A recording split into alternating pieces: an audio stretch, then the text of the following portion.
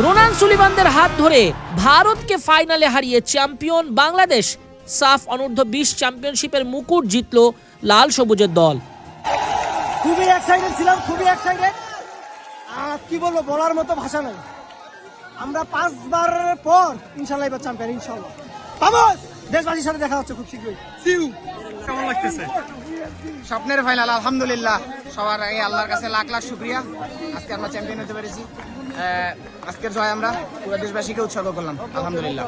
প্রথম গোলটা ঠেকানোর পরে কেমন লাগছে বা ওই সময়টা মাথায় কি কাজ করছে? অসাধারণ। আমি মনে করছিলাম যে 20 কোটি মানুষের স্বপ্নটা আমি রক্ষা করতে পারছি।